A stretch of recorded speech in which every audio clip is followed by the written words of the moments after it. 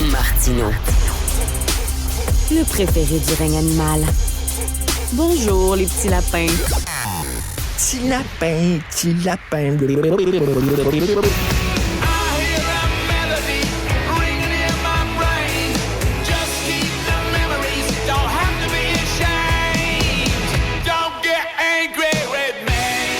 Les pépés sont en maudit, ils sont fâchés. C'est la tune Angry, c'est le premier extrait du prochain album des Stones.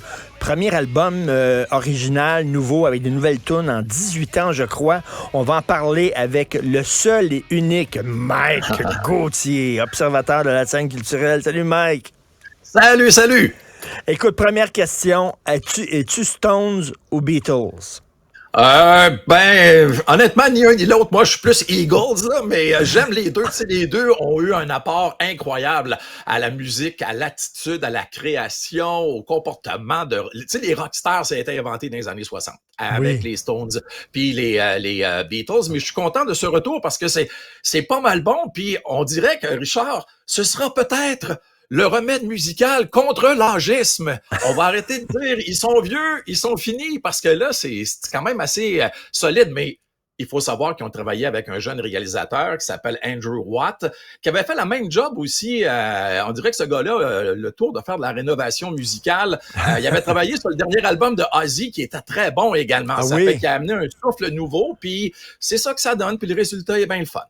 Écoute, j'ai un livre chez moi que j'ai acheté il y a quelques années qui s'intitule Rock Till You Drop, OK? Et le gars, c'est un fan de rock, puis il dit, le rock, c'est de la musique de jeunes, c'est de la musique de rébellion, t'es contre le système, et il trouve ça pathétique de voir des rockers de 80 ou même de 70, et il dit, tu sais, Eric Clapton, à un moment donné, rendu à un certain âge, il a mis de côté sa guitare électrique, il a pris une guitare sèche, il s'est assis sur une chaise en bois, puis il a chanté Layla un peu plus blues, puis tout ça. Il est allé dans le blues, dans le jazz et tout ça, parce que c'est de la musique correcte pour les plus vieux. Qu'est-ce que t'en penses? Ben, moi, je pense qu'il s'est trompé un petit peu parce que Clapton, il faisait partie du mouvement Unplugged qui avait été parti en 1989-90 par MTV. Et puis là, il y avait plein de monde, là, le R.E.M., Pearl Jam, Nirvana, ça a tout fait ces albums-là. Puis dans ce temps-là, en 91, qui étaient les groupes de jeunes? Pearl Jam, Nirvana, puis R.E.M. à peu près notre âge, là, mais il y avait un bout de fête. Mais sérieusement, tu sais, les groupes à la mode qui sont censés être là pour les raisons dont ce monsieur-là a dit, c'est un peu simpliste, si tu veux mon avis, comme idée, parce que peu importe l'âge que t'as, c'est sûr qu'en vieillissant, on dit qu'on ramollit un peu, mais je pense plutôt qu'on prend plus le temps de réfléchir, parce que moi et toi, Richard, je pense qu'on a à peu près la même longueur de mèche. Ça prend pas de temps, mais aujourd'hui, on dirait que la mèche s'est allongée avec le temps.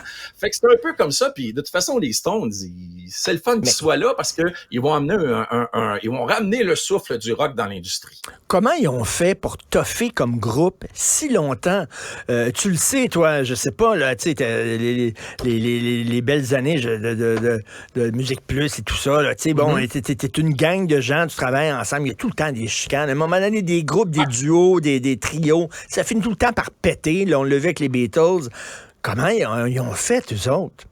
Il l'a dit hier, Mick, dans la conférence. Il a dit, on a su être séparés quand c'était le bon temps. Et dans les années... C'est intéressant avec les Stones, hein, parce que ça a pété en 1985, parce que Keith Richards, dans sa tête, c'était comme...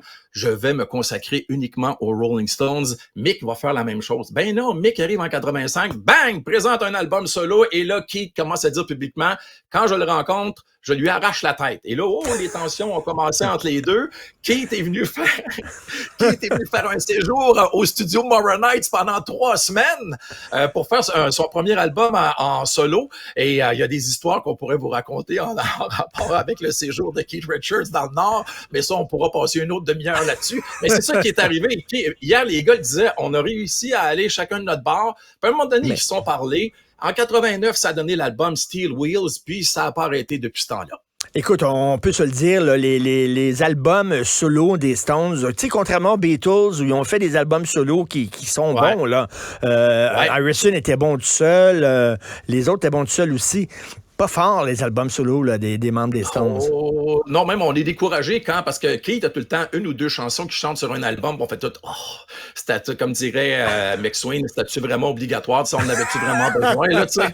Mais, tu sais, c'est comme ça que ça marche, et puis c'est un peu l'entente que les gars ont ensemble pendant ce temps-là, pendant le show, Keith chante 2-3 tonnes, Mick va se reposer, et puis il revient, puis après ça, il va se reposer d'une façon de parler, il se retire, il laisse la place aux autres, puis il revient, et on l'a vu hier, hein, tu sais, l'attention est toute sur Mick, mais malgré qu'hier, j'ai été surpris, Keith est en forme pas mal. Habituellement, tu sais, il est plus marmonneux, bougonneux, puis hier, il souriait. Je sais pas s'il s'entend bien avec Fallon ou n'importe quoi, mais je sais pas si tu as regardé la conférence de presse, je vais ouvrir un commentaire éditorial ici. Ça avait l'air arrangé pas mal, la conférence. Les questions avaient l'air pas mal plantées, avaient pas mal dire hey, je vais te poser telle question, tu me répondras ça, tu feras semblant. Tu sais, ça avait l'air un peu. Il y avait une grosse mise en scène qui avait été faite. Ouais, un petit peu pas mal. Mais tu sais, regarde, hier, ils n'ont même pas parlé de l'implication de Paul McCartney dans l'album. Il a fait une toune. Ils n'ont parlé après parce qu'il y a eu des rencontres avec les journalistes, les journalistes là-bas, là, à l'Empire Hackney où l'événement se tenait.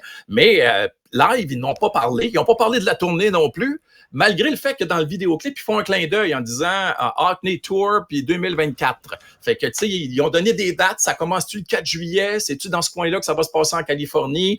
On le sait pas. Mais hier, ils n'ont pas parlé. Fait que c'est pour ça que je dis que ça avait l'air un peu framé. Moi, avoir Mick Jagger puis Keith Richards devant moi, je dirais McCartney est sur l'album. Voyons donc, puis quand est-ce que vous partez en tournée, vous en faites tout le temps? Ben non, ça n'a pas été. C'est pour ça que j'ai l'impression que c'est arrangé, que le gars l'ait vu un peu. Ben c'est sûr que la première question que tu poses, il va-tu avoir une tournée? Et donc, si personne ne l'a posé, comme tu dis, là, c'était scripté, tu as tout à fait raison. Hey, le dernier hit original, vraiment, de tune original des Stones, le dernier, c'était quoi? C'était Miss You? C'était quoi? Miss You je pense que c'est leur plus récent numéro 1. Ils ont passé proche avec Start Me Up, qui s'est arrêté en deuxième position pendant 3-4 semaines. Après ça, il n'y a pas eu grand-chose. Il n'y a pas eu de numéro 1 depuis ce temps-là. Mais honnêtement, on a hâte d'entendre ce nouveau disque-là parce que ça fait 18 ans qu'il n'y a pas eu de nouvelle tonne, mais allez réécouter l'album Voodoo Lounge. C'était un des bons disques qu'ils ont fait dans les années 90. Là. C'était vraiment bon. Ça marquait leur deuxième attitude. Il y avait eu le retour avec Steel Wheels en 89. Puis après ça, en 94, ils ont lancé Voodoo Lounge. Puis moi, à mon avis, c'est un de leurs bons albums. Hier, je voyais beaucoup de critiques britanniques qui disaient « J'ai entendu l'album, c'est leur meilleur depuis les années 60. » Wow, Some Girls, là, c'était un bon album. Puis Exile, puis en tout cas, en veux-tu en bleu. Hier, on trouvait que tout le monde était énervé puis disait n'importe quoi parce qu'il était content d'être là. Est-ce qu'ils risquent... Tu sais, ils peuvent continuer à jouer leur vieille tune et tout ça. Pourquoi faire un album original? Parce que, tu sais, tu risques quand même, parce que les gens peuvent dire, ils sont plus qui étaient. Vraiment, là, tu sais, c'est comme... tu risques un peu, là, ta marque, tu peux Je souris un peu parce que je peux te donner la réponse facile. Le cash. Parce que quand tu fais un album, Richard, et que tu es les Rolling Stones, t'as pas juste 100 000 $ d'avance. C'est à coup de millions, là, parce que la maison de disque va se targuer d'avoir les Rolling Stones. Les Stones, là, si tu fais une moyenne, là, c'est 1 million d'albums vendus sur la planète à chaque fois. Fait que même si tu leur as donné des millions avec maintenant les plateformes d'écoute en ligne, parce que les Stones, ils vont vendre des versions traditionnelles en CD, en cassette puis en album. Fait que là, c'est encore de l'argent qui va rentrer. C'est pas juste le 0.00889 cents qui va rentrer à l'écoute d'une chanson. Fait que c'est la maison de disque qui va se targuer de dire on a les Stones et puis voilà, c'est ça. Puis ça amène de l'attention. Écoute, au Centre Bell, il y a quelques années de ça, c'était mon anniversaire, ma blonde m'avait acheté des billets ringside, comme on dit, là, juste à côté de la scène, et c'était les Stones qui jouaient. En première partie, c'était les Respects, tu te souviens, là? Ouais. C'était les Respects qui jouaient. Et m'a dit, j'avais préféré les Respects, je les avais trouvés un peu sur le pilote automatique, les Stones. Les Respects se sont défoncés, ils ont tout donné. Et j'avais vu pendant la pause entre les deux shows, j'avais vu Stéphane Plante, le chanteur des Respects, qui est allé se chercher une bière puis qui avait les yeux grands de même. Là, il n'en revenait pas d'avoir fait la première Sébastien Plante, la première partie des Stones. Ils ont été chanceux de bien s'en sortir, hein? Parce que Prince, c'est pas n'importe qui, là. En 1982, Prince, il ouvre pour les Rolling Stones à Los Angeles. Il est habillé d'une façon que ça déplaît pas mal aux hard rockers, là, des fans des Rolling Stones, là, si on peut dire.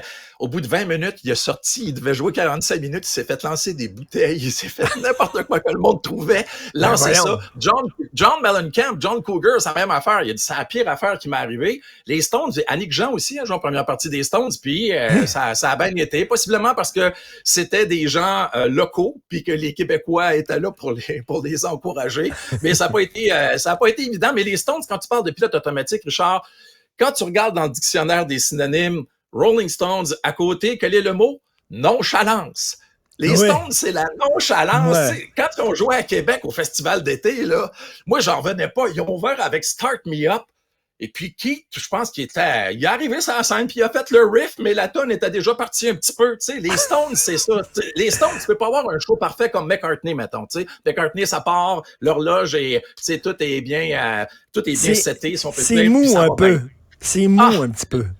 Les Stones, c'est vraiment de la nonchalance. Ça va comme ça tout le temps. Puis, tu sais, j'aime tout le temps prendre cette expression-là, comme un char qui a 4 tires à fesses sur la glace bleue, mais qu'on réussit à contrôler. C'est ça, on se laisse là-dessus. Très drôle. Merci beaucoup. Toujours un plaisir de te parler, Mike Gauthier. Salut, bonne journée. Bye.